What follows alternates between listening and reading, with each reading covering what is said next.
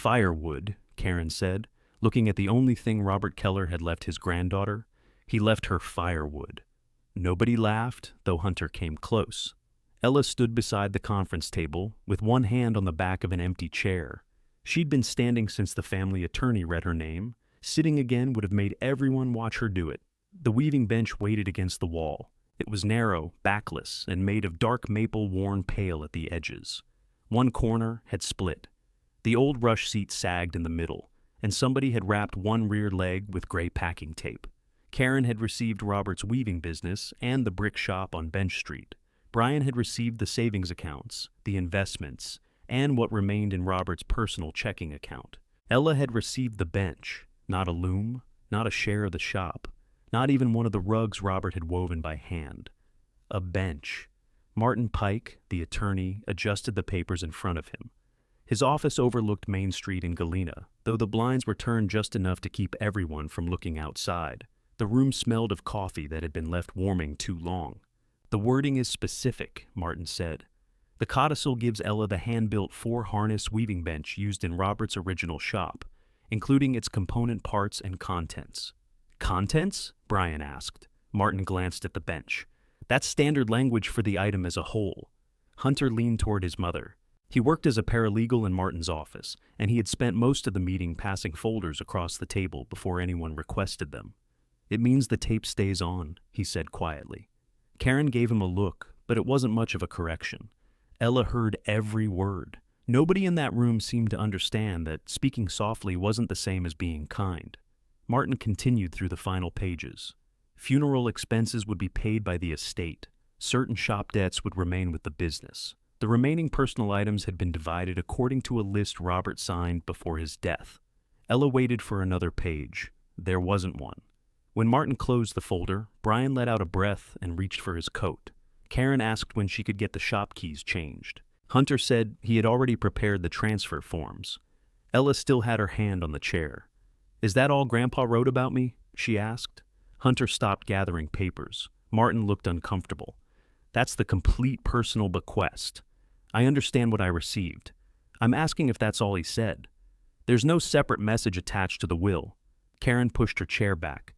"Ella, your grandfather was sick. He did what he could." That wasn't an answer. Karen knew it, and so did Brian. Yet Brian became very interested in fastening the middle button of his coat.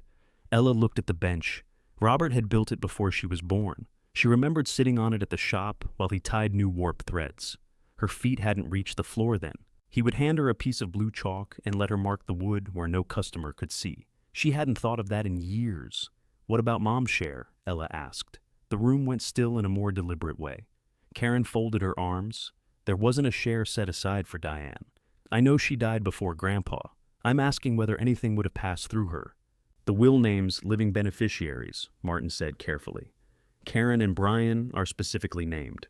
Your bequest was added later by codicil." Ella looked at him. "When?" 2022. 2 years before Robert died. 4 years after Diane died. 3 years after Ella left Galena for Chicago. Robert hadn't forgotten she existed. He had called Martin's office, signed a codicil, and chosen that bench. That somehow hurt more. Karen picked up her handbag. "Your mother had help from Dad her whole life. We all did. There's no point opening old accounts now. Mom worked in the shop. So did I. She kept the books for 12 years, and Dad paid her." Ella could feel herself starting to lose the thread of the conversation. Karen was good at that. She could take a question about love and turn it into a question about payroll. Brian stepped between them without quite facing either one. "Nobody's saying Diane didn't matter." "She's not here to hear you say that," Ella replied. Brian's mouth tightened. He hadn't come expecting resistance. He had come expecting signatures. Hunter placed a receipt form on the table. "Ella, this only confirms you took possession of the bench. It doesn't say you agree with the rest of the distribution. Why are you in such a hurry? I'm doing my job. It's Grandpa's funeral week, and there are deadlines." Martin said Hunter's name in warning, but Hunter had already pushed the paper toward her. Ella read it. The description was plain enough. 1 maple weaving bench, damaged condition, no stated market value. No stated market value. Karen came around the table. For a moment, Ella thought her aunt might touch her arm.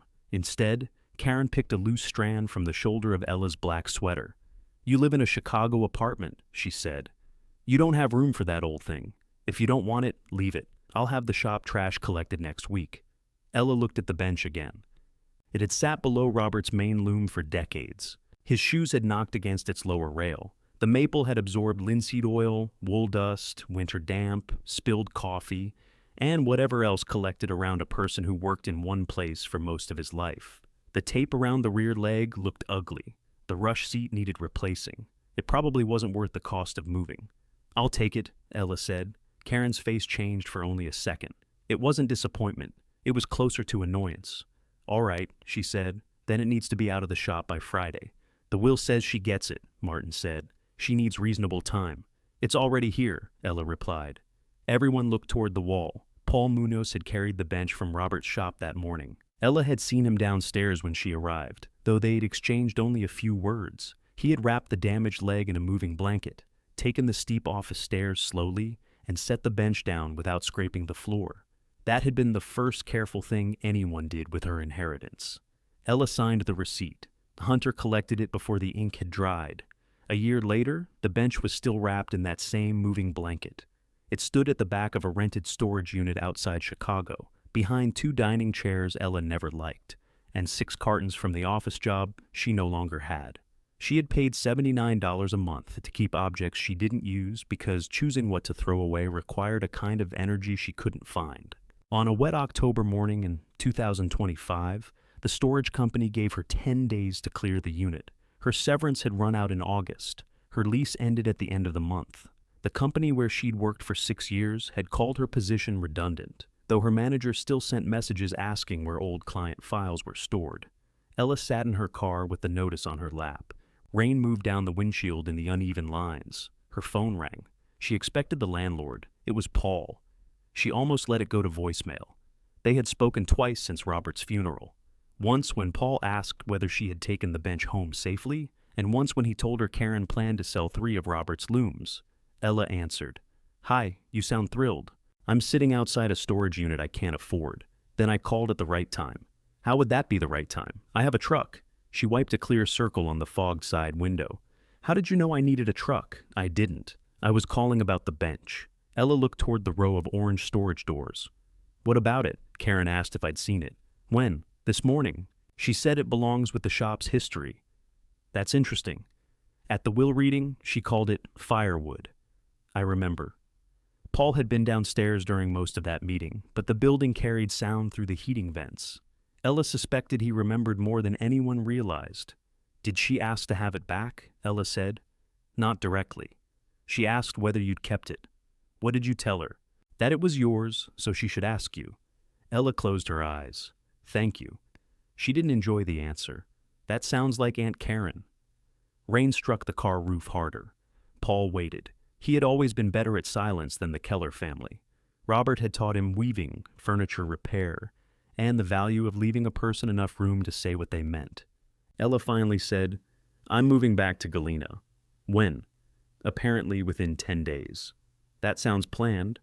"I've got a month-to-month rental near the edge of town. It's small." The owner described the basement as seasonally damp, which probably means it floods. Most things described as seasonal are worse. "I know." "Do you want help?" Ella looked at the notice again. The answer should have been no. She had spent years arranging her life, so she wouldn't have to ask the Kellers for anything. Paul wasn't family, but he belonged to the part of Galena she had left behind. Accepting his help felt like admitting the leaving hadn't worked. "I can pay for gas," she said. "You can buy lunch." "That's not the same. It is if lunch is good." Paul arrived the following Saturday in Robert's old white pickup. Karen had sold it to him after the funeral because the driver's door stuck and the odometer had stopped working.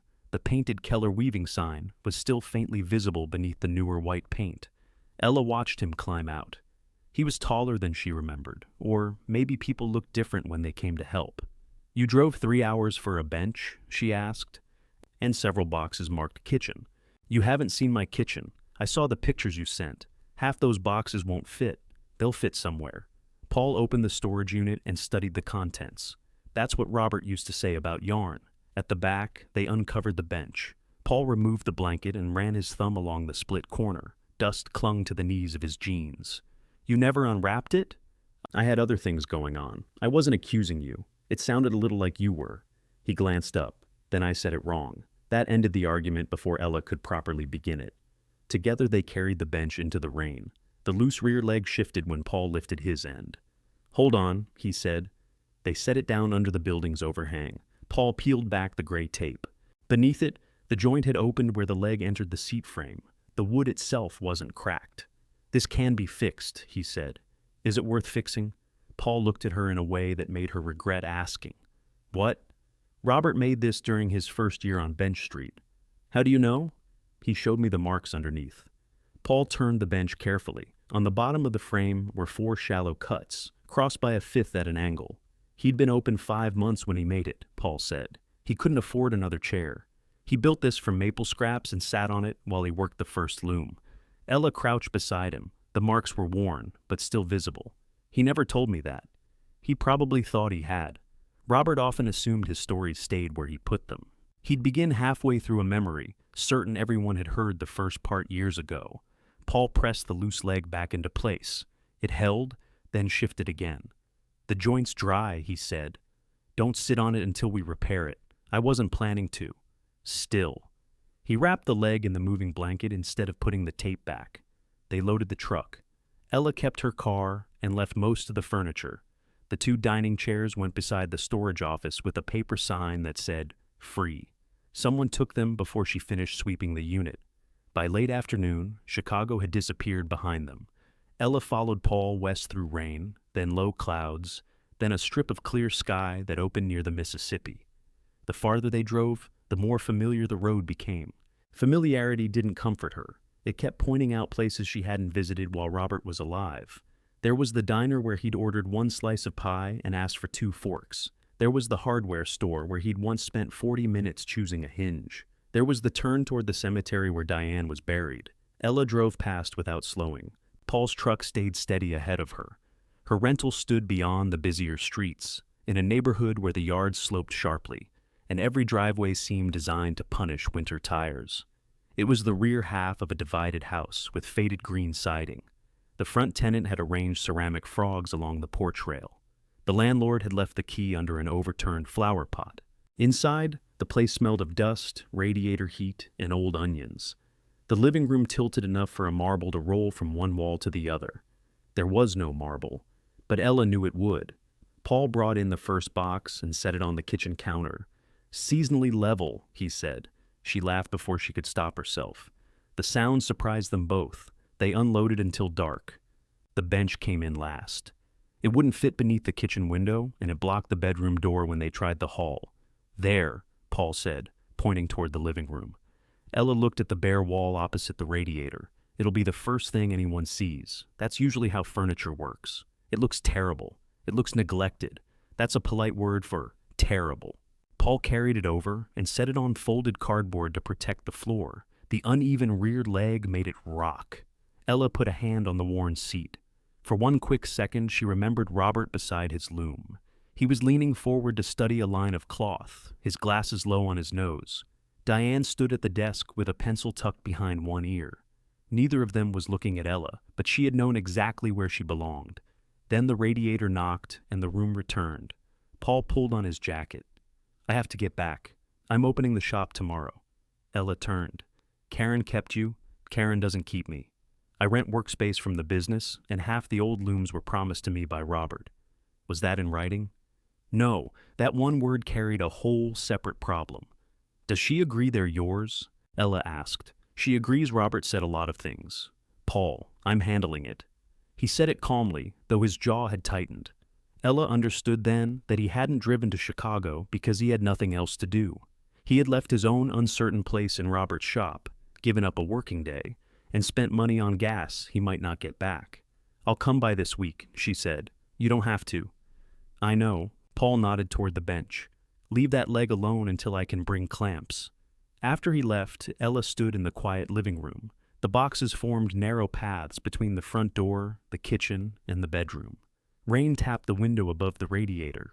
Somewhere in the basement, a pump started with a low mechanical hum. She heated canned soup in a saucepan because she couldn't find the microwave cord. She ate standing at the counter, then she opened one box, found her sheets, and made the bed. Before turning out the lights, she went back to the living room. The bench leaned slightly toward its loose rear leg. Without the tape, the joint showed a thin dark line where the maple had pulled away from the frame. Robert had chosen it for her in 2022. He had used a lawyer, signed a codicil, and included careful language about its parts and contents. Then he had said nothing to her. Maybe it truly was the smallest thing he owned. Maybe Karen was right, and an old man with failing health had given his granddaughter whatever happened to be nearby. But Ella knew Robert's hands. She knew how long he could spend matching two pieces of wood nobody else would examine. He didn't make careless joints, and he didn't use extra words. She knelt on the cardboard and touched the gap around the rear leg. For the first time since the will reading, she wondered whether the family had laughed at the bench before anyone had bothered to look at it. She left it alone that night. The next morning, she found a half-inch of water in the basement. The sump pump was humming, but nothing moved through the discharge pipe. Ella stood on the bottom stair in rubber boots while the landlord explained over the phone that the pump had worked perfectly in September. "It's November," she said.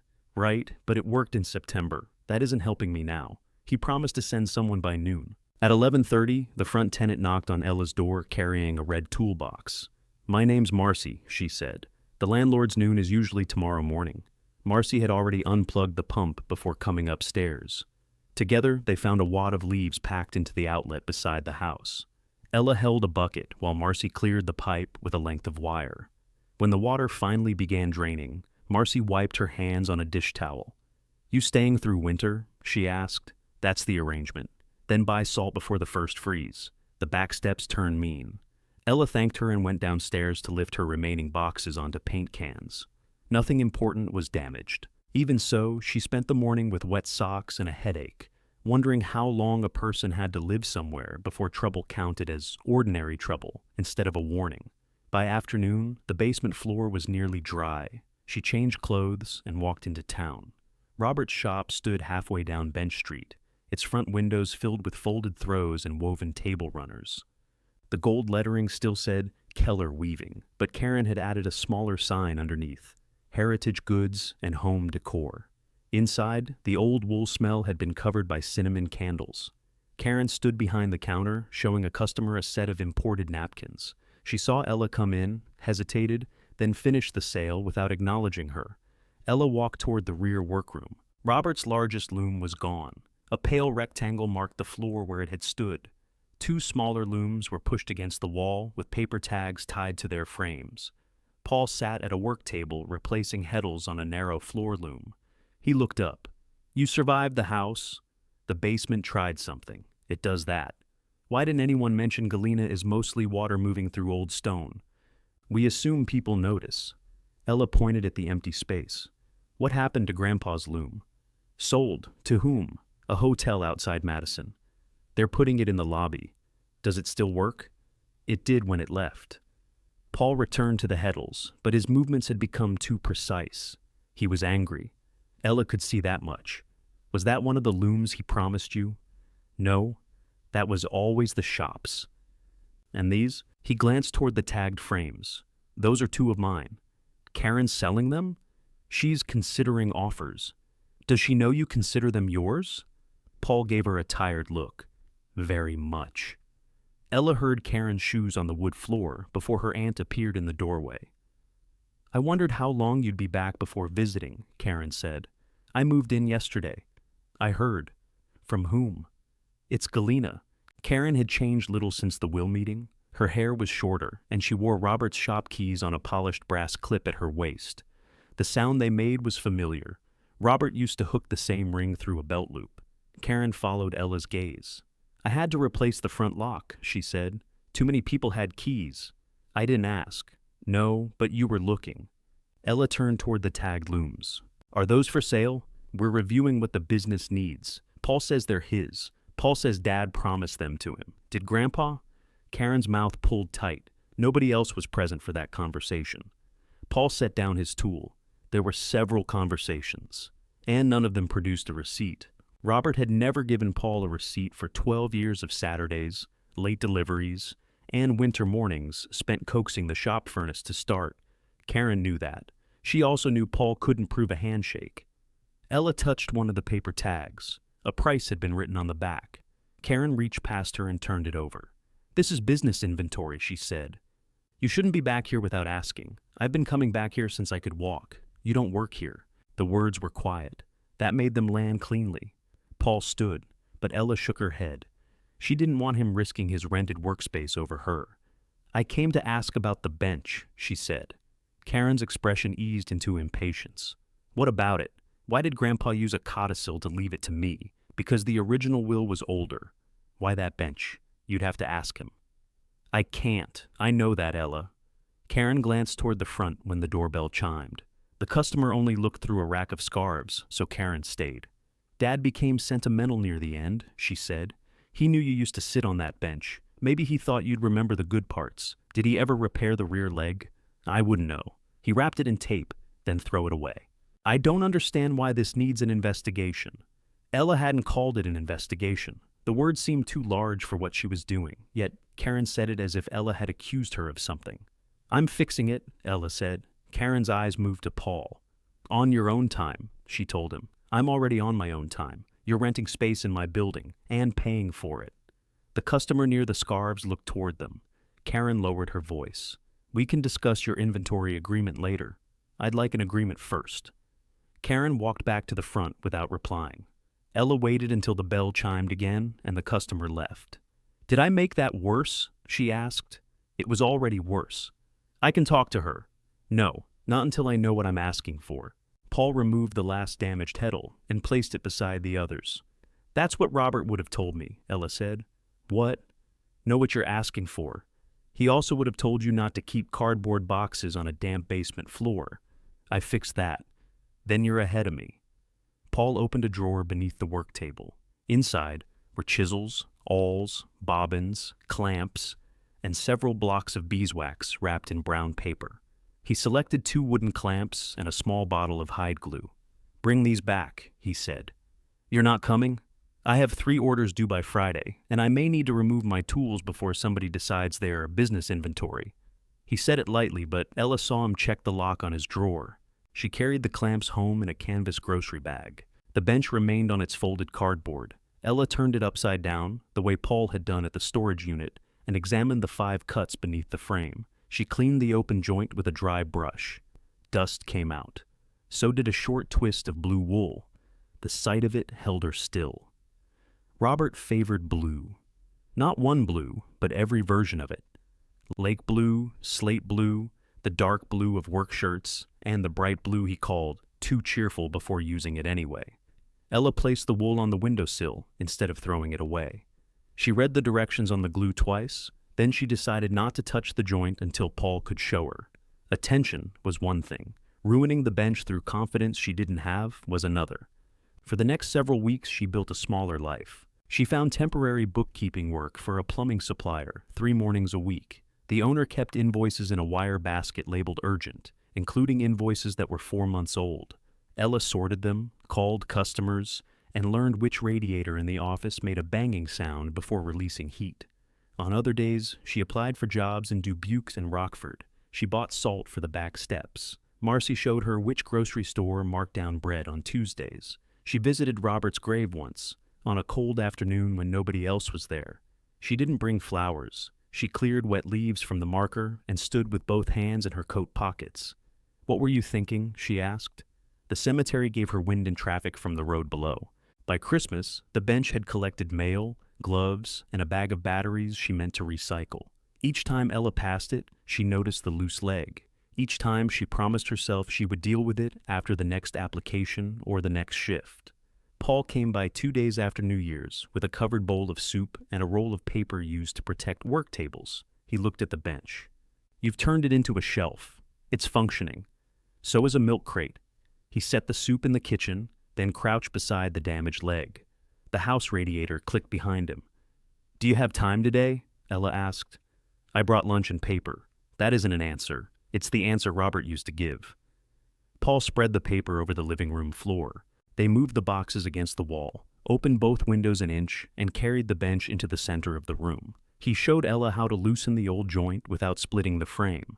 They worked warm water into the dried glue with a narrow brush. Then Paul rocked the rear leg gently while Ella held the bench steady. It resisted at first. "Don't force it," Paul said. "I'm barely moving. You're moving the whole frame. Because you're pulling sideways. I'm pulling straight. You're not." He stopped. "You do it." She gave him a look. "I'm serious. Put one hand here."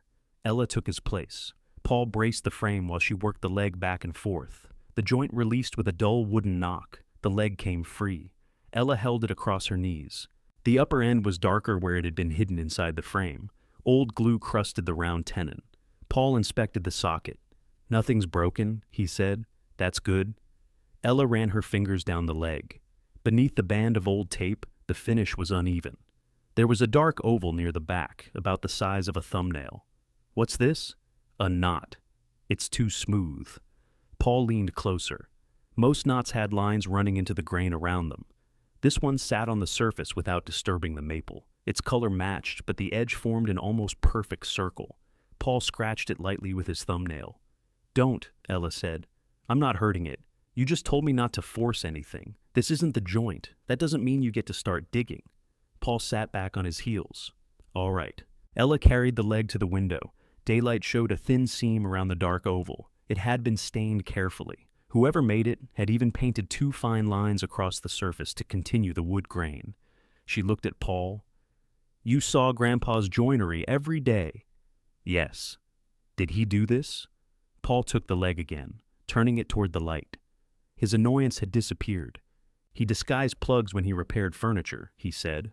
"But there's no reason for a repair here. Could the wood have split?" "Not like this." "Then what is it?" "I don't know." Ella went to the kitchen and returned with a thin sewing needle. She worked the point into the seam. The plug shifted. Paul reached for the leg. "Wait," she stopped. "Why?" "Because if Robert sealed something in there, he may have used glue. You think there's something inside?" "I think this leg should be solid." He fetched a narrow awl from his tool bag and pressed around the plug's edge. One side lifted slightly. A dry line of wax cracked beneath it. Ella's pulse moved into her hands. "Can you take it out without damaging it?" she asked. "Probably. That's not reassuring. It's wood, Ella. It doesn't respond to reassurance." Paul worked slowly. The plug came free with a soft pop. Behind it was darkness. Neither of them spoke. Paul tilted the leg. The opening continued inward, farther than Ella could see. He tapped the side with one knuckle. The sound was hollow. Robert hadn't repaired the leg. He had routed out a cavity through its center and closed it with a plug shaped to resemble a knot. Ella sat down on the floor. Paul shone his phone light into the opening. Something pale was packed inside. "Paper," he said. "Can you reach it?" "Not with the awl. I'll tear it." Ella found tweezers in the bathroom. Paul gripped one visible edge and drew out a tightly rolled piece of cloth. The cloth had protected 2 folded papers. One was a short letter. The other was a torn scrap covered in Robert's hand-drawn lines.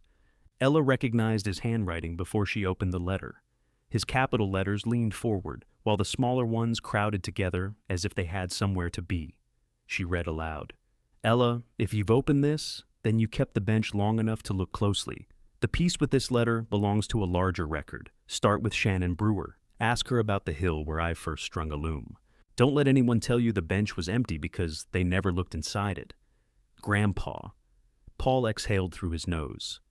Ella read it again, more slowly. The torn scrap showed part of a road, a slope marked with short pencil lines, and a small square beside what might have been 3 trees.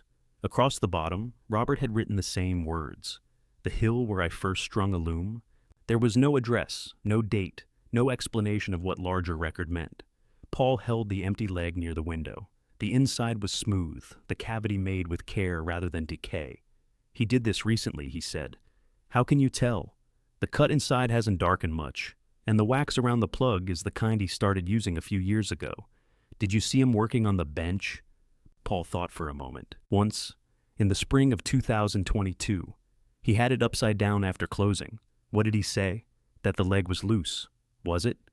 "I didn't check." Ella looked at the letter. 2022 was the year Robert added the codicil. Paul understood at the same moment. He sat across from her on the paper-covered floor. "Who's Shannon Brewer?" Ella asked. "She lives off Vinegar Hill Road. Robert used to repair her shutters and complained that she made weak coffee. That could be anyone he knew." "No. Shannon's coffee is unusually bad." Ella almost smiled, but her eyes stayed on the map. "Should we tell Martin?" "Not yet. Karen?" Paul's answer came faster. "No." Ella looked at him. "You heard her," he said. "She called it trash until you kept it. Let's find out what this is before we explain it to anyone." Ella folded the letter along its existing creases. She placed it and the map scrap inside a clean file folder, then wrote the date across the tab. She had spent a year accepting that Robert left her the thing nobody wanted. Now she had his own words saying the others had never understood what they were throwing away. It wasn't an answer. It was enough to make her stop treating her questions like an embarrassment. "Do you know where Shannon's house is?" she asked. Paul reached for his coat. "I know the road."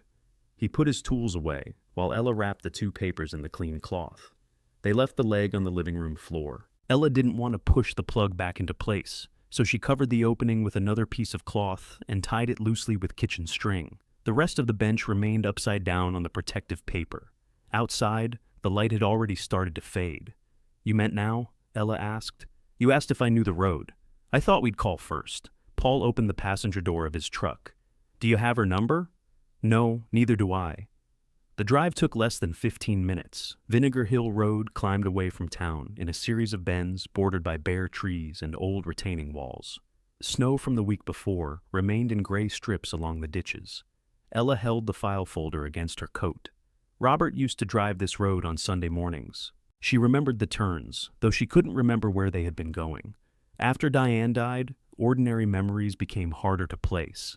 Ella could see Robert's hands on the steering wheel, but not what waited at the end of the drive. Paul slowed beside a row of mailboxes. "Brewer," he said, pointing to one with faded black lettering. The gravel lane behind it divided almost immediately. Paul took the lower branch and followed it to a limestone house set into the slope. A woman in a brown cardigan stood behind the storm door before they reached the porch. She opened it 3 inches. Paul Moonnose. "Hello, Shannon. You're blocking my drive. I can move the truck. That would be useful." He backed into a clear space beside a shed. When they returned to the porch, Shannon was still waiting. She looked at Ella for a long moment. "Diane's girl," she said. "Ella, I know your name. Come in before the heat leaves." The front room was warmer than Ella expected. A wood stove burned beside a stack of split logs. Books covered one wall, and 3 woven rugs lay over the stone floor. Ella recognized Robert's work in the uneven red border of the largest rug. He had never corrected an edge once he decided the mistake belonged there. Shannon noticed her looking. "Your grandfather made that in 1986, she said. "He hated the red. He always hated red. He said it argued with everything." Paul removed his coat. "That sounds like him." Shannon didn't offer coffee. She sat at a square table near the stove and waited for them to explain why they had arrived without calling. Ella placed the folder in front of her. "I found this inside the bench Grandpa left me. Shannon didn't touch it." "Inside? How?" "The rear leg is hollow. He capped it with a wooden plug." That changed something in Shannon's face. She looked toward Paul. "You opened it?" Ella did. "He helped. He always does." Paul pulled out a chair. "You say that like it's a character flaw. It has been on occasion." Ella unfolded Robert's note and slid it across the table. Shannon put on a pair of glasses hanging from a cord at her neck. She read the note once, then she moved closer to the window and read it again in the remaining daylight. "When did you find this?" she asked. "About half an hour ago." "And you came straight here?" "Yes." "You didn't call Karen?" "No." "Brian?" "No." "Good." The word was so firm that Ella sat back. "Why is that good?" Shannon returned to the table. "Because Robert didn't tell you to call them. He didn't tell me not to. He knew how to say exactly what he meant. So everyone keeps telling me." Shannon removed her glasses. "You sound angry with him. I'm trying to understand him. Those aren't different things." Ella looked down at the map scrap. Shannon had known Robert longer than Ella had been alive. That didn't give her the right to turn the conversation into a test. Still, Ella needed what she knew. "Do you recognize the hill?" she asked. "I might." "Grandpa wrote your name. I can see that. Then please tell me." Shannon folded her hands over the note. "When was the last time you spoke to him?" Paul looked toward the stove. He wanted to intervene, but he knew doing so would only make Shannon more stubborn. Ella remembered the call. It had lasted 8 minutes. Robert complained about the price of lamp oil, asked whether her office still had gray carpet, and said the shop roof made a new sound when the wind came from the west. 3 weeks later, Karen called to say he was in the hospital. The week before he died, Ella said. In person, on the phone, and before that, Thanksgiving. Which Thanksgiving? The year before. Shannon nodded as if confirming something she had already suspected. Ella pulled the note toward herself. If you don't want to help, say so. I didn't say that. You're asking me to account for every time I didn't come home. Someone should. Paul leaned forward. Shannon? No. Robert spent 5 years making excuses for her. Ella stood. The chair legs scraped against the stone. He didn't have to. That doesn't mean he didn't. My mother died in this town. Every street had something of hers on it. I took a job in Chicago because I could breathe there without somebody asking whether I was doing all right. I never asked you that. No? You waited until now to ask why I didn't come back. Shannon held her gaze. She had loved Diane too. Ella could see it. Not because Shannon said so, but because her hand had tightened over the corner of Robert's note. I'm not asking you to excuse me, Ella said. I'm asking you what he meant. The wood stove gave a small iron click. Shannon released the paper. All right, she said. Sit down. Ella did. In the autumn of 2022, Robert came here with a green metal box in his truck. It was longer than a cash box and heavier than it looked. He asked me to drive him into town. Why didn't he drive himself? He'd had his eyes dilated that morning and ignored the doctor's advice until he nearly put the truck into my stone wall.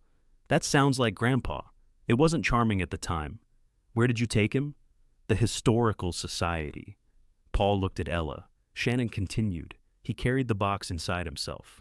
I offered to help, and he told me I walked like a person who couldn't be trusted with corners. That also sounds like him, Paul said. He was in there nearly an hour. When he came out, he didn't have the box. Did he say what was in it? Ella asked. No. Did you ask? Several times. What did he say?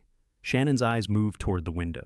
Beyond the glass, the hill had gone blue with evening. He said something was waiting on the hill for whoever needed it most. Ella waited. That was all? That was all he told me about the contents. Why did he bring you? To make sure he got there, I suppose. You said you might recognize this. Ella unfolded the map scrap and turned it toward her. Shannon traced the drawn road without touching the pencil marks. This bend is above us, she said. The old lane used to continue past my north wall. Trees have grown over most of it. What's at the top? A stone cottage. Ella looked at Paul. He was watching Shannon. Whose cottage? Ella asked. That depends on which answer Robert gave. What does that mean? He said the hill belonged to an old arrangement. Once he called it borrowed ground. Another time he said he was only keeping it from falling down. Did he build the cottage? Most of it. Ella leaned closer. When? He began. Before I bought this house. By the time I moved here in the early 80s, the walls were up and he was still working on the roof. Why have I never heard of it? I assumed you had. No. He brought Diane there. Ella's throat tightened. When? Years ago. I saw her truck on the lane more than once. The knowledge felt oddly personal, as if she'd been left out of a conversation that continued after Diane could no longer explain it. Did Karen and Brian know? She asked. I never discussed it with them. That isn't what I asked. Shannon considered. Brian came up here once with Robert. That was a long time ago. They argued beside the road. Brian left on foot, and Robert stayed at the cottage until dark. What were they arguing about? I heard Brian say Robert was wasting money on rocks and trees. I didn't hear the rest. And Karen? I never saw her there. Ella looked again at the small square Robert had drawn near 3 trees. Can we see it? Not tonight. It's only getting dark. The lane is iced over, and there's a fallen hickory across it. You'll see nothing but your own bad judgment. Tomorrow? Shannon stood. Wear boots. Her answer should have relieved Ella. Instead, the size of the question had changed. The bench hadn't pointed to a memory or an old weaving pattern. It had pointed to a place Robert kept separate from the shop and from most of his family. Paul's phone vibrated on the table. He checked the screen and turned it face down. Shannon noticed. Trouble? Probably. Then read it. It can wait. It rarely does. Paul picked up the phone again. The message was from Karen. He read it silently, then passed the screen to Ella. Karen had written that his current workspace arrangement would end in 30 days. If he wanted to remain at the shop, he needed to sign a new rental agreement by Monday. The attached inventory list described every loom in the rear workroom as property of Keller Weaving, including the two Robert had promised him. Ella read the message twice. She can't just call them hers. She can if I can't prove they're mine. This is because I came to the shop. No, it's because she wants the inventory settled. She looked at you when I said I was fixing the bench. She has no idea what we found. Then, why today? Because she's been moving toward this since she took over. Shannon held out her hand. Paul gave her the phone. She wants your signature, Shannon said. I noticed. Don't give it to her. If I refuse, I lose the workspace. If you sign, you lose the looms. I noticed that too. Ella closed the folder. Paul had his own inheritance problem, except his had never reached paper. Every hour he spent helping her was an hour Karen could use to call him difficult, behind on orders, or unwilling to accept the new terms. You don't have to come tomorrow, Ella said. I didn't say I wasn't coming. You need to deal with this. I will. How? I don't know yet. Shannon handed back his phone. Robert kept carbon copies of purchase receipts. Karen has the shop records, not all of them. Paul looked at her. How do you know? Because I helped carry 6 cartons out during the roof leak. When? 3 winters ago. Robert said the upstairs storeroom was taking water. Where did the cartons go? Shannon nodded toward the dark hill beyond her window. The cottage. That gave them a second reason to reach it. Shannon went to a cabinet and brought out an old brass key attached to a wooden tag. Faded pencil on the tag read, North Lane. This opens the gate, she said. It does not open the cottage. Robert carried that key. What happened to it after he died? Ella asked.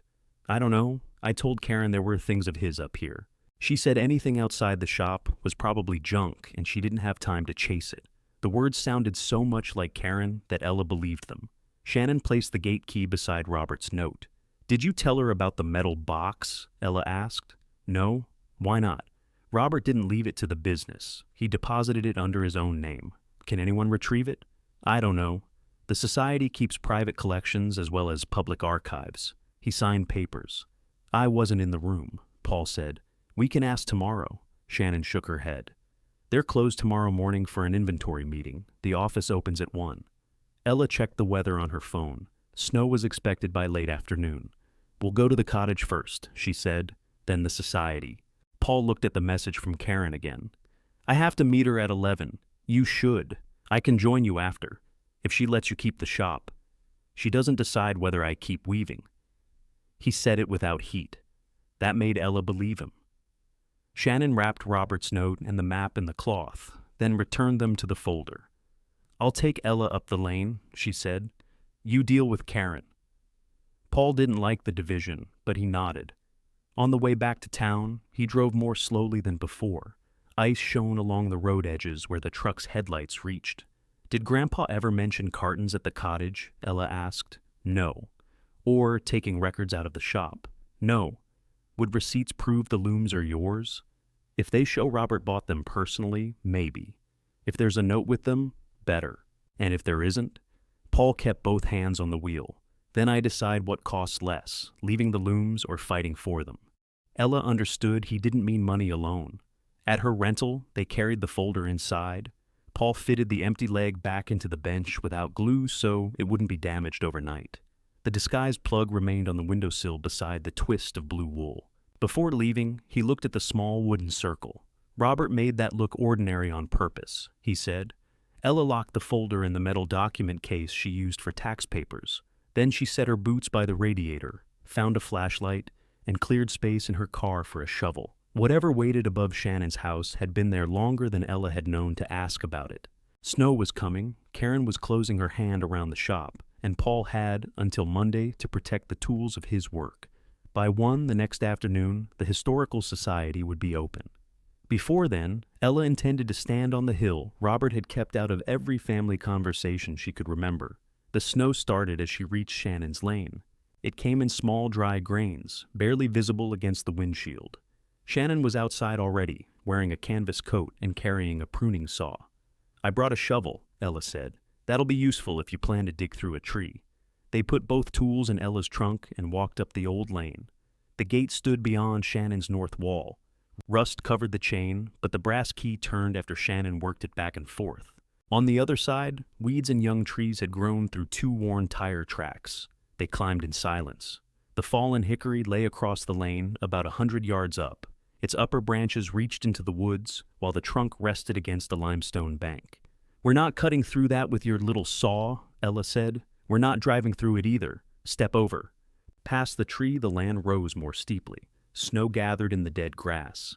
Ella's boots slipped twice, and Shannon pretended not to notice. At the top, the trees opened around a small clearing. The cottage sat against the hill, with its back wall built partly into the slope. It was larger than Ella expected, though not large enough to feel grand. The lower walls were limestone. The upper gables were timber and faded plaster. A narrow chimney rose from one side, and the roof sagged near the rear corner. 3 old cedar trees stood beyond it. Ella took the map from her pocket. The torn edge cut directly through the square Robert had drawn, but the position matched. "This is it," she said. Shannon walked to the front step. "This is the hill." A wooden shuttle had been fixed above the door. Weather had silvered it, but the shape was clear. Ella brushed snow from the front window and looked inside. A loom stood in the center room. It was smaller than the looms at the shop. A length of unfinished cloth remained stretched across it, dusty and pale. Along one wall were shelves, a work table, and stacked wooden boxes. 6 cardboard cartons sat beneath a canvas cover near the fireplace. "The shop records," Ella said. "Probably. Can we get in?" "Not without breaking something." The front lock was old but solid. Ella tried the handle anyway. "When was the last time Robert came here?" she asked. "The summer before he died. I drove him up after the rain washed part of the lane out." "Did he work on the cottage?" "He replaced 2 panes and cleared the chimney, so he was still taking care of it, as much as he could." Ella stepped back and studied the roof. Several shingles had lifted. A shutter hung from one hinge. Moss covered the stone along the shaded wall, but the cottage didn't look abandoned. It looked paused. "Who paid the taxes?" she asked. "I don't know. Who owns the land?" "I told you." Robert never gave me a straight answer. "But you watched him work here for years." "Yes." "You never looked it up?" "No." "Why not?" Shannon brushed snow from the step with the side of her boot. "Because friendship doesn't mean treating another person's life like an unlocked drawer." Ella thought of the hollow bench leg. "Did Mom ever bring me here?" "Not that I saw." "Why would Grandpa show her and not me?" "You were living in Chicago by the time he started coming here regularly again." "That doesn't answer the years before." "No, it doesn't." Shannon went around the side of the cottage. Ella followed. A low stone terrace overlooked the road and the roofs below. From there, Galena seemed smaller. The shop wasn't visible, but Ella could follow the direction of Bench Street between the buildings. Near the terrace wall, 2 iron rings had been set into the stone. "What are those?" she asked. "Robert used them to brace a loom frame outside." "He really wove up here?" "Once the roof was on." "He said the light was better outdoors, though I think he liked making work harder than necessary." "The note says the hill where he first strung a loom." "His first loom here." Shannon pointed toward the cottage window. "That loom inside was the first one he brought up. He took it apart at the shop, carried the pieces in his truck, and rebuilt it in the clearing." "What did he make?" "A blue blanket." "It took him months because the wind kept lifting the warp." "Where is it?" "Diane had it." Ella looked at her. "There was a blue blanket in Mom's linen cabinet," she said. "Dark blue with a lighter stripe. That was it. After Diane died, Karen helped empty the house. Clothes went to a church collection. Kitchen things were divided. Bedding that nobody claimed went into black bags." Ella had been too numb to keep track of a blanket. "Do you know what happened to it?" "No." The snow thickened. Flakes caught in Shannon's gray hair. Ella returned to the front window and stared at the loom. Robert had built a place, brought Diane there, and woven something her mother kept for years. Yet when he died, neither Karen nor Brian mentioned a hill, a cottage, or boxes outside the shop. Maybe they hadn't known. That possibility no longer made Ella feel better. She photographed the cottage, the shutter, the damaged roof, and the covered cartons visible through the glass. Then she took a picture from the terrace that matched Robert's map. On the way down, Shannon stopped beside the fallen tree. "If the land is yours," she said, "what will you do with it?" "I don't know that it is." "I asked what you'd do if it was." Ella stepped over a branch. "Make sure the roof doesn't fall in." After that, I don't know, Robert turned down people who wanted to rent the cottage. For what? Weekend stays. There are plenty of those now. People like stone walls until they discover stone walls are cold. You don't want tourists next door. I don't want somebody paving the lane and putting lights in the trees. I haven't even opened the box, that's why I'm asking now. Ella could have promised anything.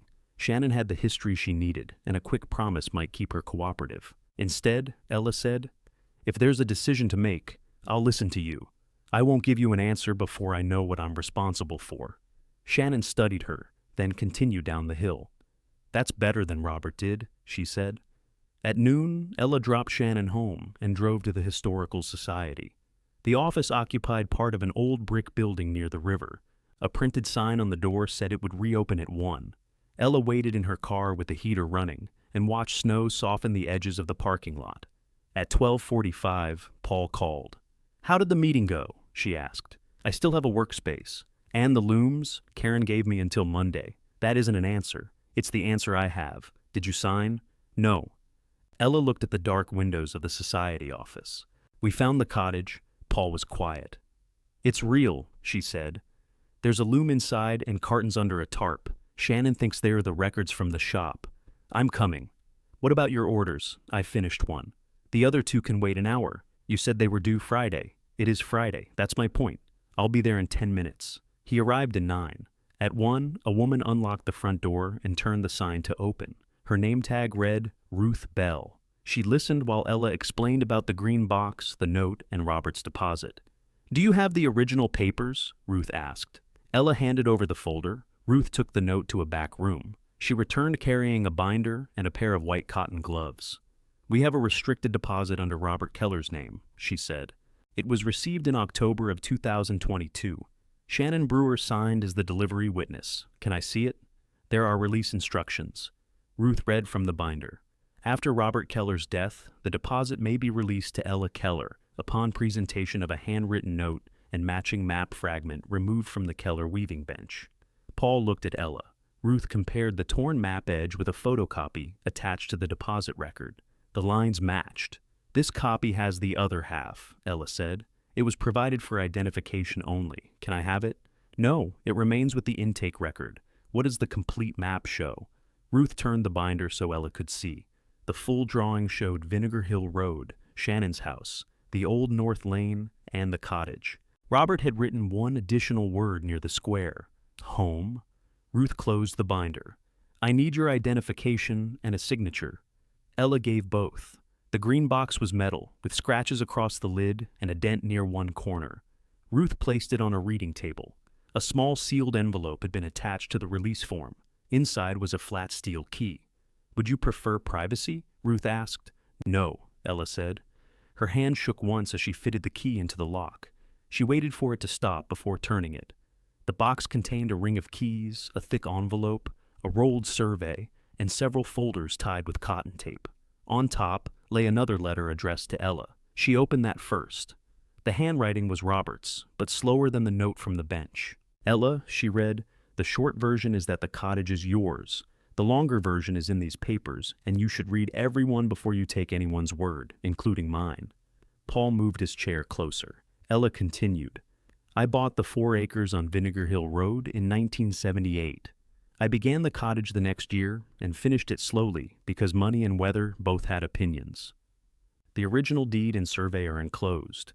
In 2022, I signed and recorded a new deed conveying the property to you while keeping my right to use it for the rest of my life.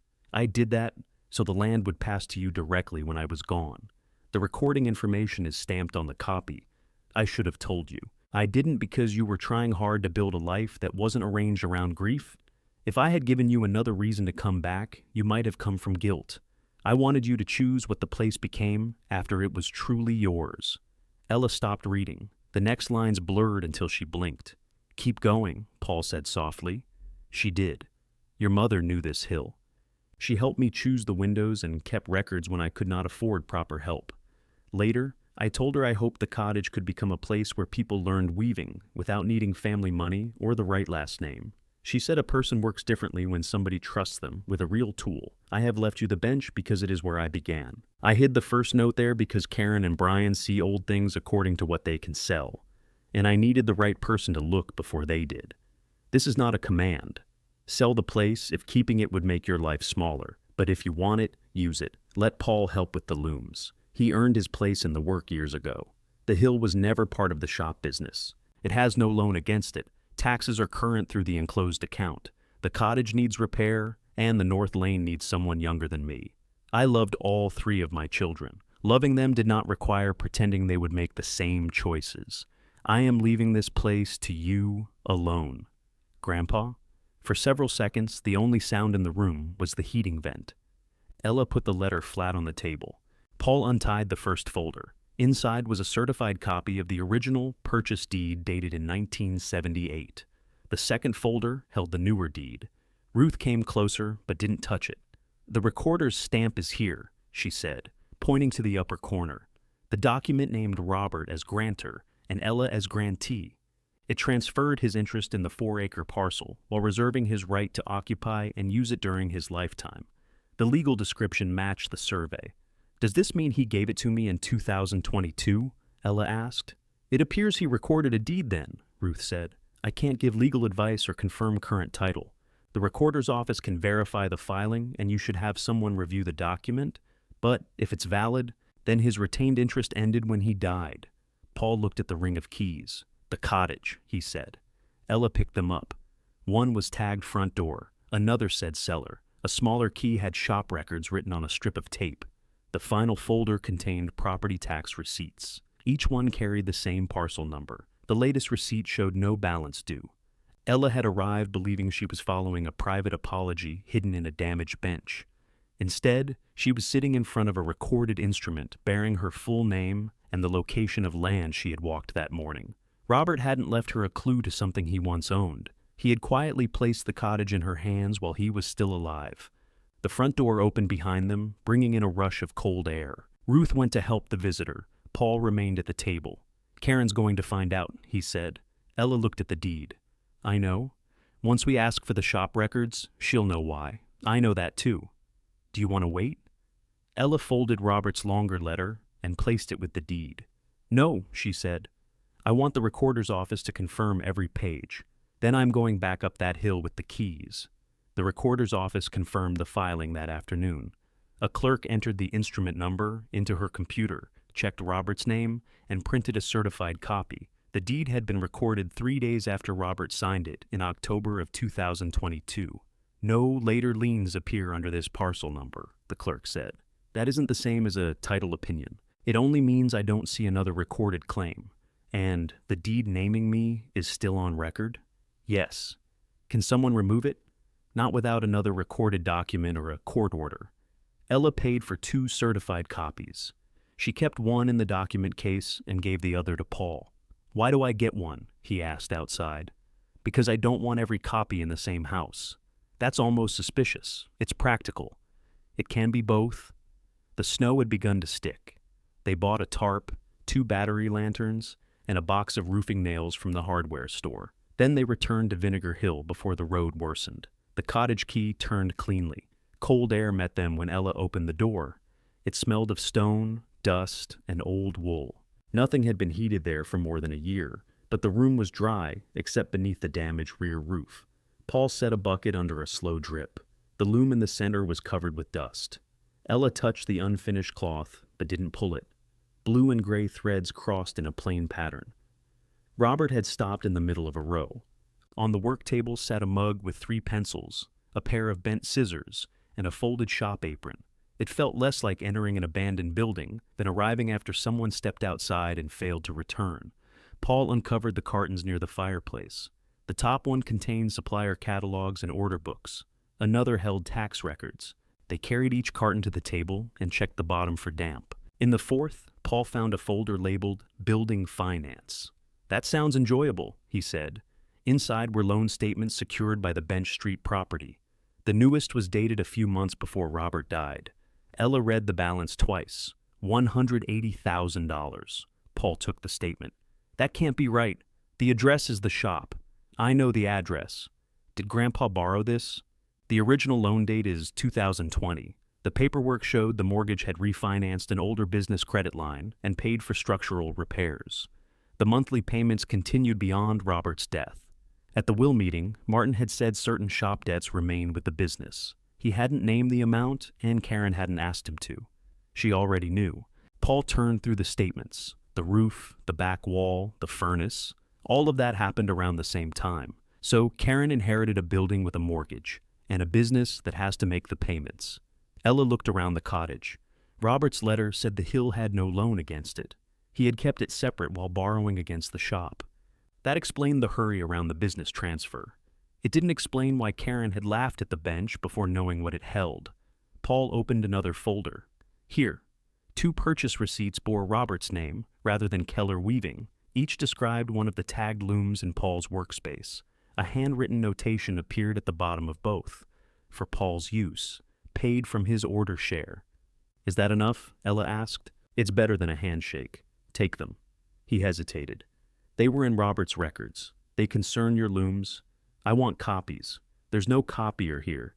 Then I'll photograph every page and leave the originals until we know who owns the cartons. The cartons are in my cottage. That doesn't automatically make every paper yours. Paul photographed the receipts, the folder cover, and the box where he found them. He was careful even when care worked against him. Ella replaced the mortgage statements in their folder. We need the roof covered before the snow gets heavier, he said. They spent the next hour outside. Paul climbed only as high as the lower roof line and secured the tarp over the damaged section. Ella held the ladder and passed up rope. Snow collected on her hat and melted down the back of her neck. By the time they locked the cottage, daylight was nearly gone. At home, Ella set Robert's letters, the certified deed, and the mortgage photographs on her kitchen table. She didn't call Karen. She called Martin Pike. Hunter answered. Pike and Associates. It's Ella. There was a short pause. Ella Keller? How many Ellas call you? What do you need? A complete copy of Grandpa's will and the 2022 codicil.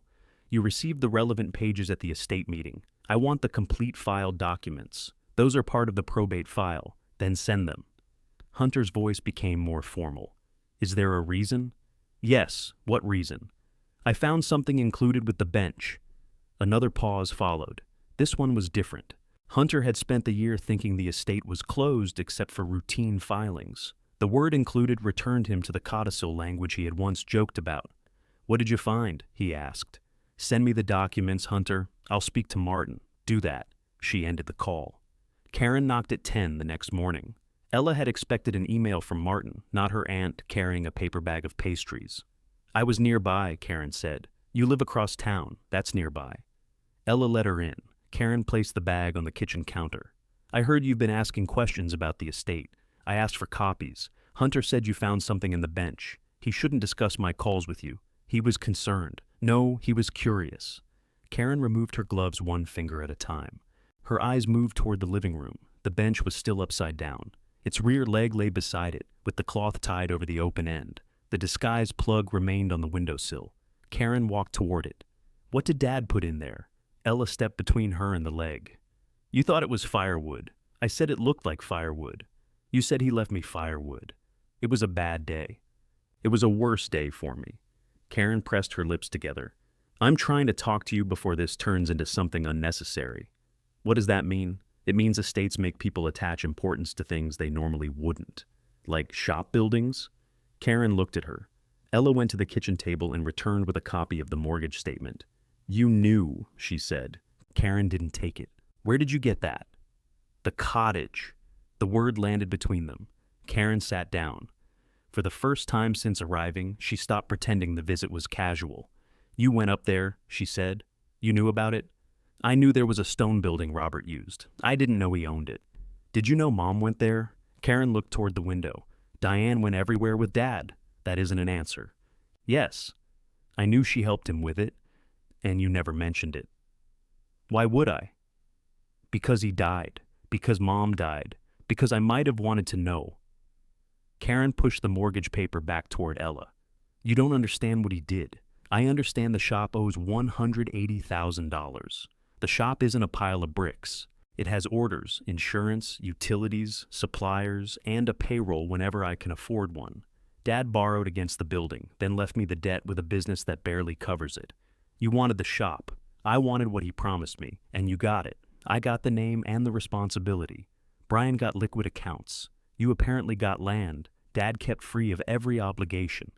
Ella hadn't told her about the deed. Karen saw the mistake in her own words and stopped.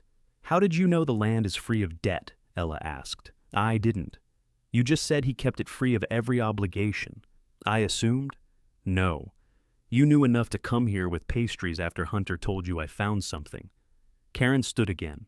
Give me the bench. No, let Martin review whatever was inside it. If it belongs to the estate, hiding it creates a problem for you. The bench belongs to me. The bench may. Documents concerning Dad's property may not. He recorded the property in my name. Karen went still. Ella hadn't planned to tell her that way. Yet, once the words were spoken, she felt no wish to take them back. In your name when? Karen asked. 2022. That isn't possible. I saw the recorded deed. What kind of deed? One that names me. Karen reached for her phone. Don't call Hunter from my house. He needs to know. He needs to send the records I requested. Karen lowered the phone, but didn't put it away. You think this means Dad chose you over us? She said. I didn't say that. You don't have to. He gave Brian the money. He gave me a mortgage business. Then he hid clean property behind a little treasure hunt for Diane's daughter. There it was. Not worry about Robert's intent. Not concerned that Ella might misunderstand a legal paper. Karen believed the division had become unfair only when Ella received something with value. Why did Hunter file everything so fast? Ella asked. We needed the business transferred before the bank's annual review. So the bank wouldn't question who controlled it. So vendors would get paid. And the mortgage? I planned to refinance after probate. With what? The business, the building, whatever assets remained. The cottage. I didn't know Dad owned it. But now, you want it included.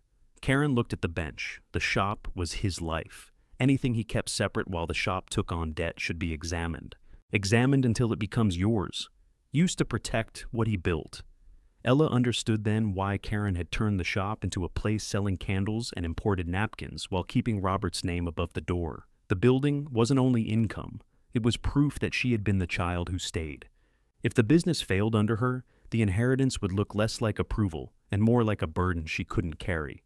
Hunter's speed had served that need. He wanted the transfer clean before the bank looked closely. He wanted his mother established as owner, and he wanted to be the person who made it happen. Brian's part was simpler. He had accepted the accounts because they were safe. If the shop struggled, Karen would ask him for money. If the cottage could be pulled back into the estate and sold, his inheritance could remain untouched. Each of them had called the division fair, while Ella's share appeared worthless. Karen picked up the paper bag and held it against her coat. I'm giving you a chance to handle this privately, she said. Let Martin inspect the original deed and the letters. I'll have them examined by someone who doesn't employ Hunter. That will make this expensive. For whom? For everyone. Ella opened the front door. Karen stopped beside the bench. Dad wasn't in good health in 2022. If he signed something unusual, there are questions. You didn't question the codicil when it gave me a broken bench. There was nothing at stake then. Karen heard herself. Her face changed, but the words had already done their work. She left without the pastries. A few minutes later, Hunter sent the complete probate file by email. Attached beneath it was a separate notice asking Ella to preserve the bench, its removed leg, every item found inside, and all communications concerning the Vinegar Hill property. Ella forwarded the notice to Paul. Then she put the wooden plug back into its cloth, sealed it in a clear food container, and wrote the date across the lid. She carried the container, the bench leg, and every original paper to Allison Larson the following morning. Allison worked from a second-floor office near the courthouse. One wall held locked flat files. Another held framed notary certificates and photographs of damaged documents she had helped recover after courthouse flooding in another county. She didn't begin by reading Robert's letter. First, she asked where each item had been found, who had touched it, and where it had been stored since. Ella answered while Allison made notes.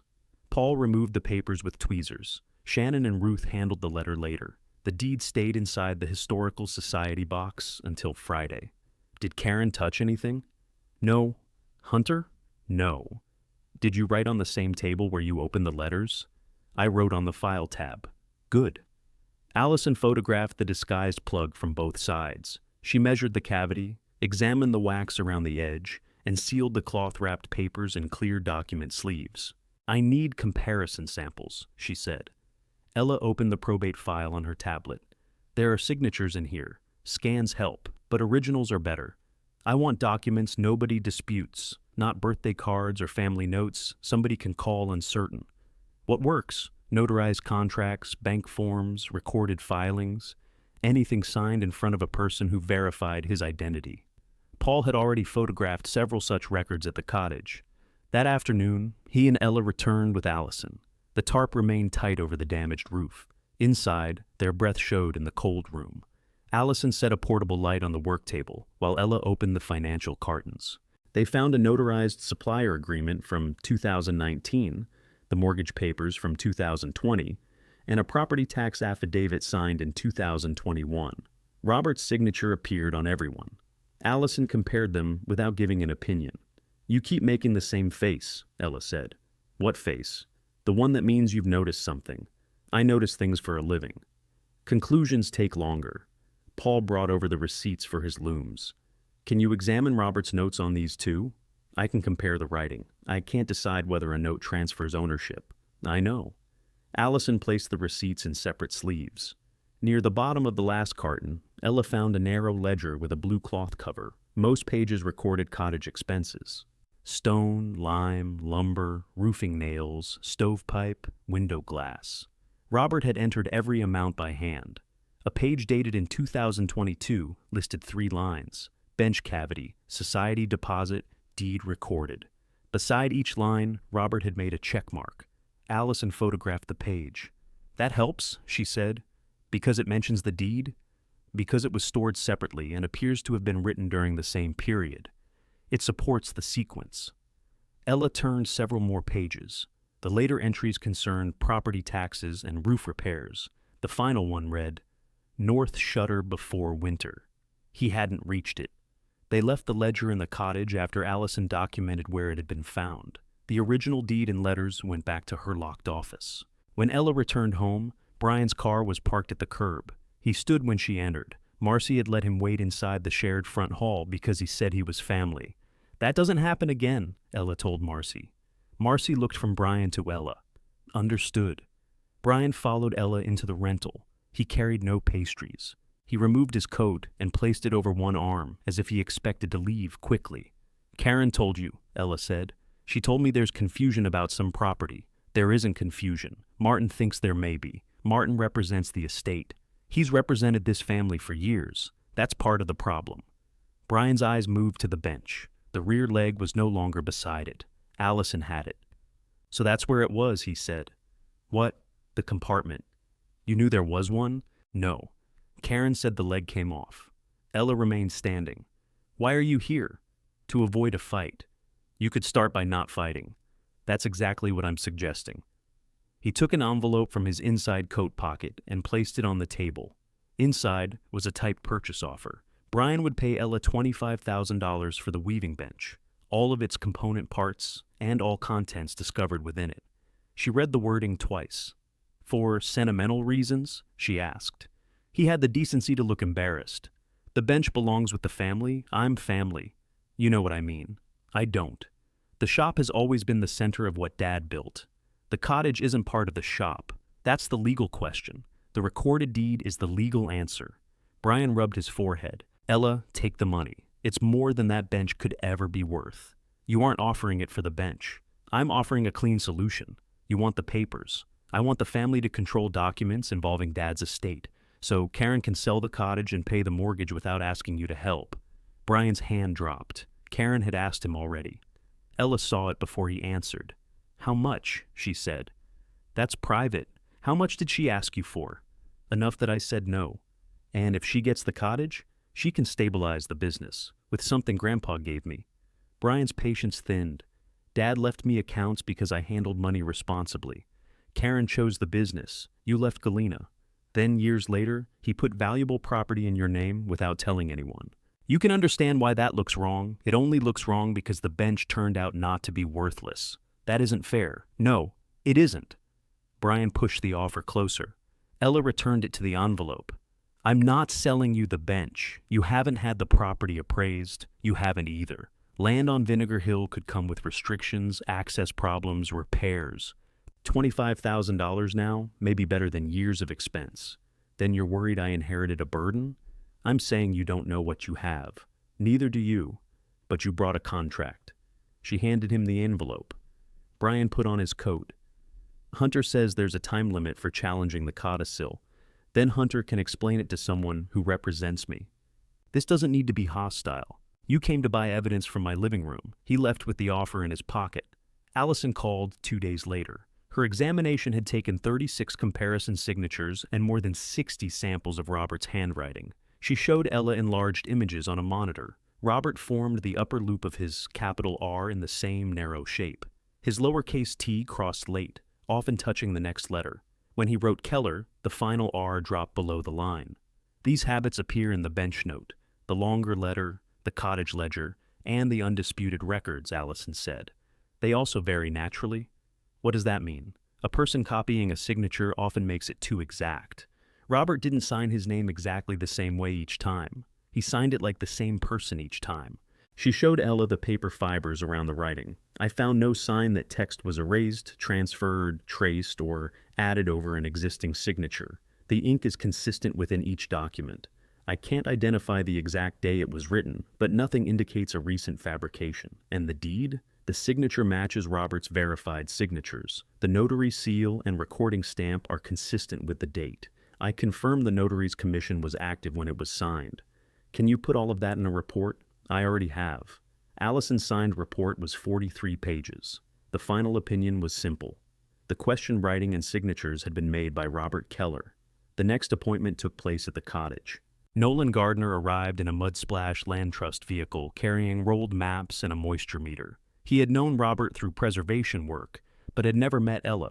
Robert told me the next owner would contact us when the roof began losing arguments with gravity, he said. He could have contacted you himself. He enjoyed postponing help. Nolan walked the boundary with Ella and Paul. Metal markers matched the survey in the green box. Along the northern edge, he found a small trust plaque almost hidden by vines. The property is protected by a preservation agreement Robert recorded years ago, he explained. The acreage can't be subdivided, and the cottage exterior can't be removed without review. Can it be sold? Ella asked. Yes, the restrictions follow the land. Could someone turn it into a vacation rental? Possibly within local rules. Large expansion, paved parking, and removal of the old tree line would be difficult. Shannon would be pleased. Nolan inspected the cottage. The sagging roof needed structural work, but the stone walls remained sound. The foundation had shifted less than an inch on the downhill side. Robert built well, he said, slowly from the look of it. What's it worth? I arranged an independent appraisal after you called. The appraiser used protected rural properties with historic structures, not unrestricted development land. He handed Ella a sealed report. The estimated market value was $410,000. She sat on the cottage step to read it. The figure was far above the value listed for the shop building at probate, even before subtracting its mortgage. Nolan waited until she finished. The trust could assist with stabilization grants, he said, especially if the cottage has an educational use. Robert discussed weaving workshops more than once, but he never submitted a plan. I don't have a plan yet. You don't need one today. Would the trust buy it?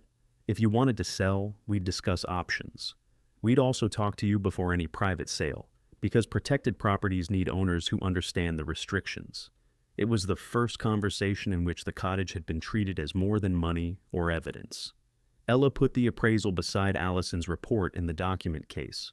By Friday, she held certified copies of the recorded deed, verified comparison records, the Historical Society's deposit log, Allison's signed findings, the conservation agreement, and an independent valuation. Hunter's notice arrived that afternoon. Martin's office had petitioned to reopen part of the probate matter. The filing invoked a 60-day period for challenges concerning the newly asserted property and questioned whether the codicil leaving Ella the bench had been properly witnessed. It did not yet ask the court to award the cottage to Karen. It asked the court to stop Ella from transferring, selling, or altering disputed property until a hearing could be held. Ella read the final page, then called Allison. "Keep the originals locked up," she said. "They already are." She called Ruth and asked the Historical Society to preserve the intake records and security log. Then she asked Nolan for a certified copy of the preservation agreement. Only after each document was secured in a place Hunter couldn't reach did Ella reply to Martin's office. She would not surrender the bench, the deed, the letters, or the cottage keys. She would preserve them for examination, and she would answer the petition with the original evidence intact. The first public argument happened before the hearing. Ella went to the recorder's office with Robert's death certificate and an affidavit confirming that his reserved lifetime interest had ended. The recorded deed already named her, but the additional filing would make the chain of ownership clear to anyone searching the property. Paul waited beside her while the clerk reviewed the pages. "This should be recorded with the original instrument number," the clerk said. "I'll return the stamped copy by mail, unless you want to wait." "I'll wait." The office door opened behind them. Brian entered carrying a leather folder. Hunter followed him. Ella looked at Paul. He shook his head. He hadn't told anyone they were coming. Hunter walked directly to the counter. "There's an active probate challenge involving that parcel," he said. "The affidavit shouldn't be recorded until the court rules." The clerk kept one hand on Ella's documents. "Do you have a court order preventing recordation?" "We have a filed petition. That wasn't my question." Hunter opened his folder. "This is a notice of pending litigation. Then you can submit it for recording if it meets the requirements. We're asking you to hold her affidavit. We don't hold valid filings because somebody asks." Brian stepped closer. "The property may belong to an estate." The clerk looked at the recorded deed on her screen. The current record shows a transfer to Ella Keller, with a lifetime interest reserved to Robert Keller. "That transfer is disputed," Hunter said. "Then the judge can decide the dispute." Two people waiting near the wall had stopped looking at their phones. A title company employee stood at another counter with a stack of folders, listening without trying to appear interested. Hunter lowered his voice. "Accepting the affidavit could create confusion." "The affidavit reports a death," the clerk said. "Do you dispute that Robert Keller died?" "No." "Then I have no basis to reject it." Brian placed his folder on the counter. "We came here to keep this from getting worse." Ella had heard that sentence from him before. "You came to stop me from recording a document you know is accurate," she said. "We came to preserve the estate's position." "What position is that?" "That Dad did not knowingly give away property worth hundreds of thousands of dollars." The room became quieter. Hunter turned toward him. He hadn't wanted Brian to say the amount aloud. Ella kept her hands away from the folder on the counter. "You offered me $25,000 for the bench and everything inside it. That was a settlement offer, before the hearing was even scheduled. It was an attempt to resolve a family matter, by buying the deed for a fraction of the land's value." Brian's face reddened. "You didn't earn that land." Paul shifted beside Ella, but she didn't need him to answer. "Did Karen earn the mortgage shop?" "That's different." "Why?" She stayed. The word carried across the office. Ella thought of Karen's brass key clip, Hunter's prepared transfer forms, and Brian buttoning his coat while she asked whether Diane's work counted for anything. The clerk stamped Ella's affidavit. The sound was ordinary. Metal came down on paper, then lifted. "Recorded," she said. Hunter submitted the notice of pending litigation. The clerk time-stamped that too, several minutes after Ella's document. By the time they left, Brian's attempt to stop the filing had been heard by half a public office and entered into its transaction log. Outside, he caught up with Ella on the courthouse steps. "You made me look like I was trying to take something from you," he said. "I didn't make you come. I was trying to keep this private. You brought Hunter to a public counter." Hunter stood several feet behind him, speaking sharply into his phone. He was likely telling Martin what had happened before someone else did. Brian looked older than he had at the will meeting, not weaker, just less certain that the family's version would remain the only version anyone heard. "Karen could lose the shop," he said. "Then she should talk to the bank. You could help. Helping doesn't mean giving her my home. You don't live there." "Not yet." Brian stared at her. That was the first time Ella had said it aloud. The hearing was set for the following Thursday. Martin requested the largest probate courtroom available, arguing that several witnesses and document exhibits would require space.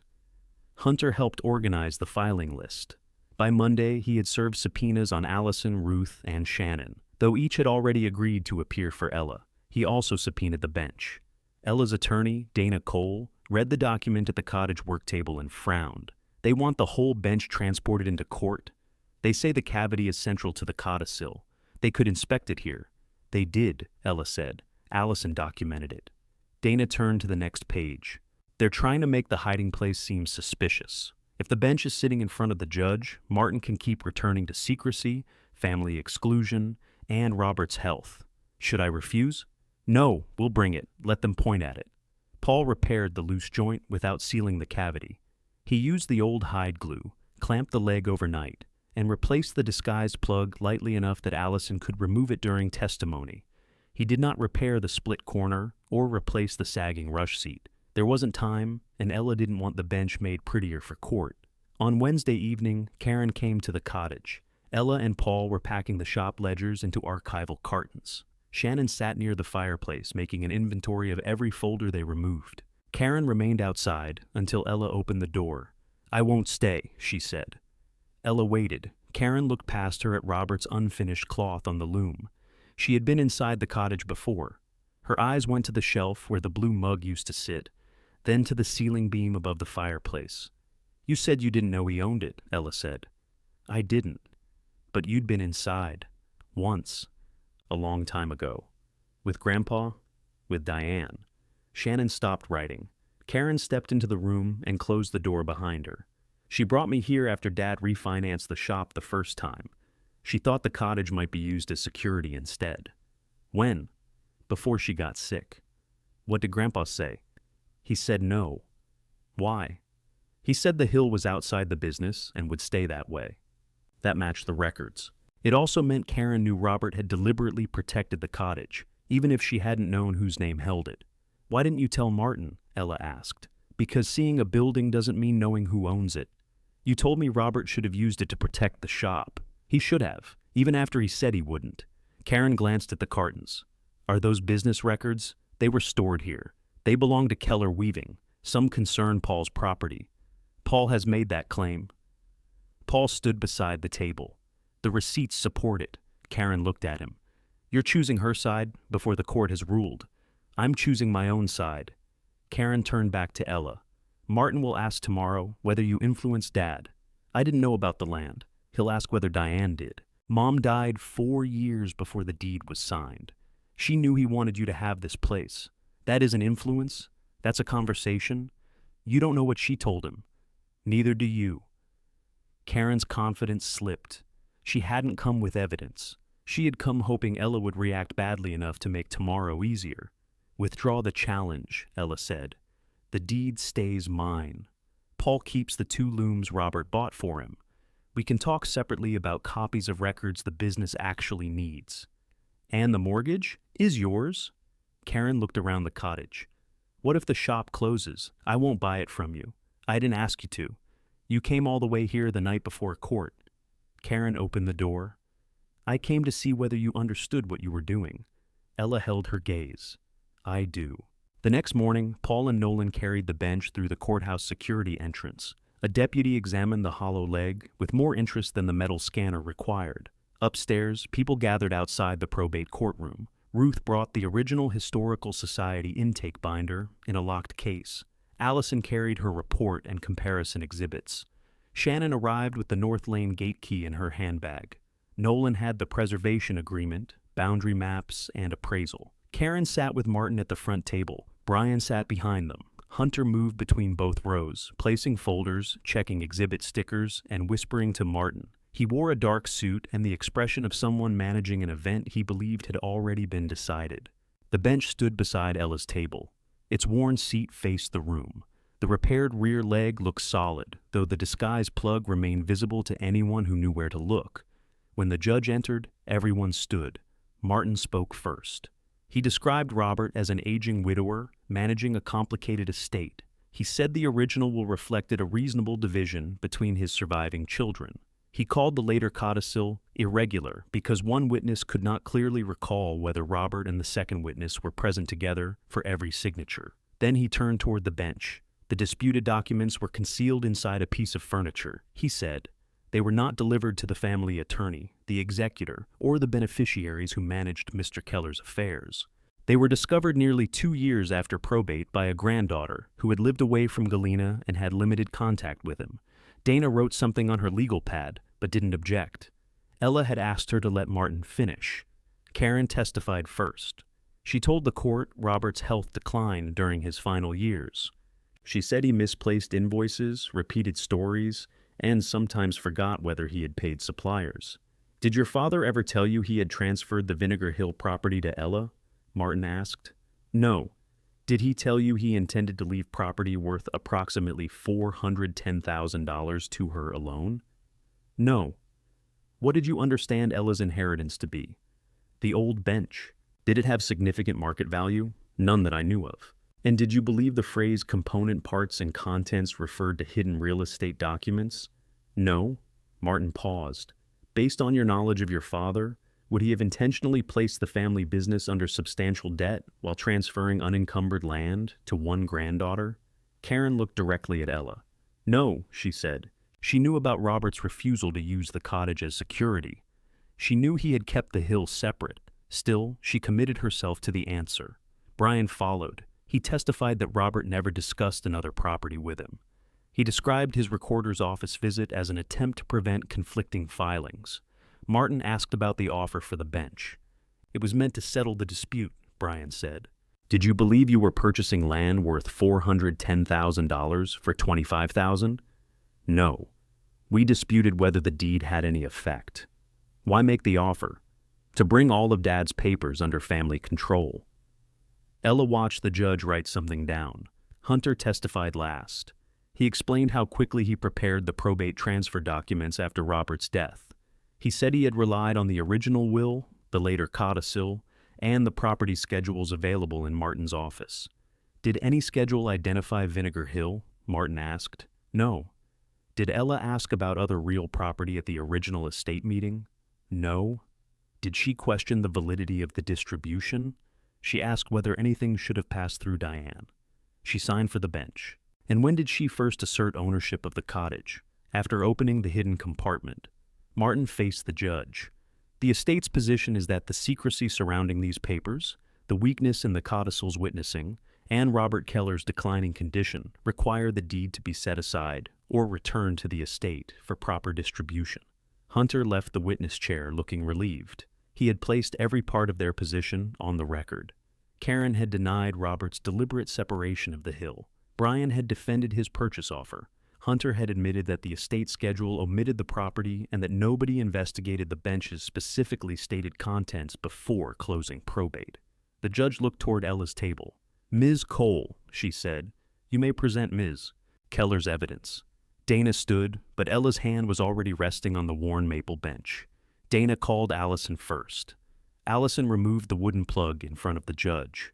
She showed the routed cavity, the old wax, and the cloth that had protected the papers. "Could this compartment have formed through damage?" Dana asked. "No, it was cut with tools and deliberately concealed." "And the writing?"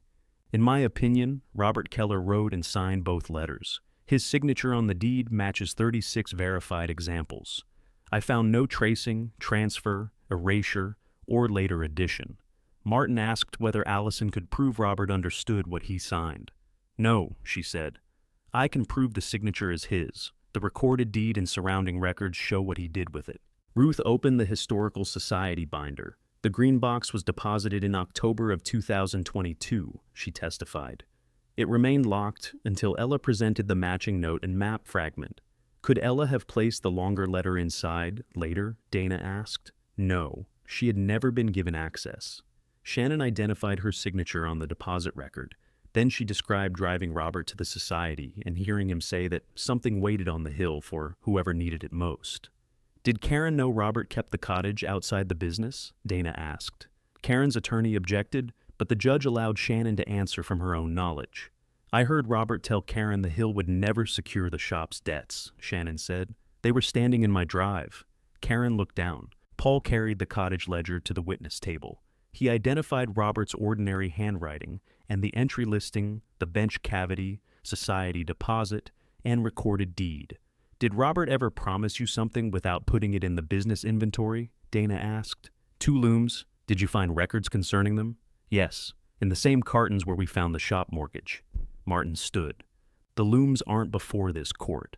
"No," the judge said, looking at Karen. "But the witness's familiarity with Robert's record-keeping is relevant." Nolan explained the preservation agreement and the parcel boundaries. He placed the original survey beside the complete map Robert left at the society. The cottage square fell inside the same 4 acres described in the deed.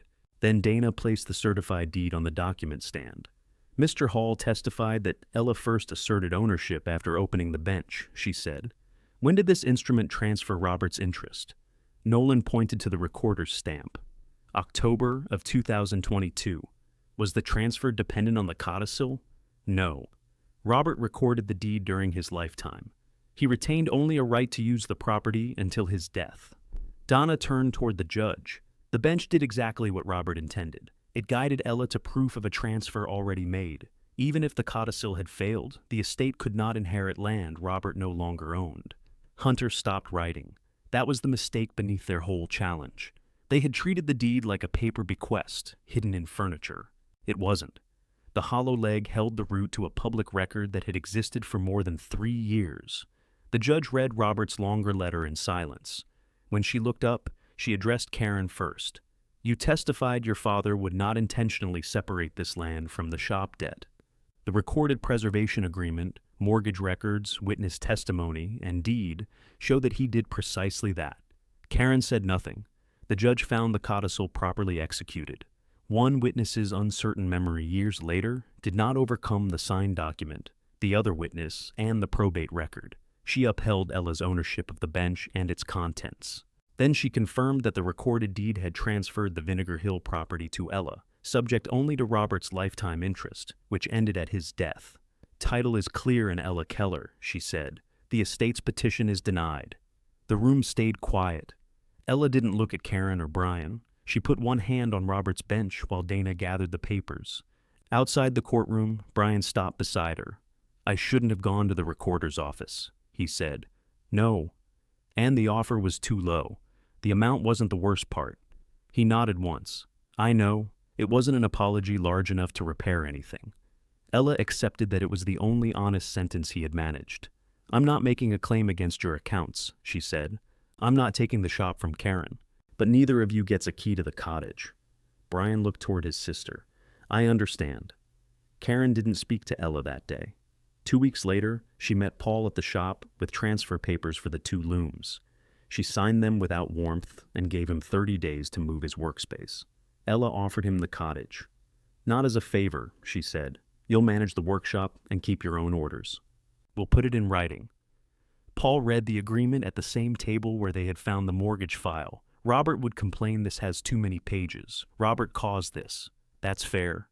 He signed. The work began when the ground softened. Nolan helped secure a preservation grant for the roof and windows. Paul hired a stone mason, then worked beside him to reset the loose rear corner. Ella scraped old paint from the shutters, while Shannon sat on the terrace and objected to every color sample. "That green is too cheerful," Shannon said. "Grandpa said that about blue. He was wrong about blue. They chose green." The north lane took 3 weekends to clear. Ella ran the saw while Paul dragged branches downhill. Shannon brought coffee so weak that snowmelt might have improved it. Inside, they cleaned Robert's loom one harness at a time.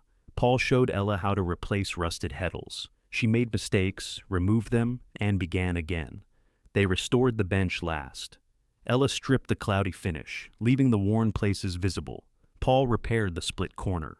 They replaced the rush seat together, pulling each strand tight across the frame. The disguise plug stayed in the rear leg, but it no longer concealed anything. Robert's letters were stored in a fireproof cabinet, and copies were displayed beside the complete map. Ella stared at it on Paul's phone. "They made me sound 12, she said. They made the bench look haunted. The attention brought donations of wool, tools, and 2 smaller looms. Ella declined offers to sell the cottage. With Nolan's help, she completed its historic designation and named the place the Keller Weaving Retreat. The first apprenticeship began that autumn with 4 young adults. One had left restaurant work after an injury. Another had learned weaving from library books and had never touched a floor loom. They were paid for training and received keys after their first month. On opening morning, Karen stood at the gate but didn't come in. Ella walked down the lane. "I brought this," Karen said. She held the dark blue blanket Robert had woven on the hill. "I found it in storage after Diane died. I should have given it to you then." Ella took it carefully. "Do you want to see the cottage?" Karen looked past her toward the green shutters. "Not today?" "All right." There was no embrace. Karen left, and Ella carried the blanket uphill. She folded it across the bench where the lighter stripe caught the window light. If stories about young people rebuilding a life after family betrayal matter to you, subscribe and return for the next inheritance story.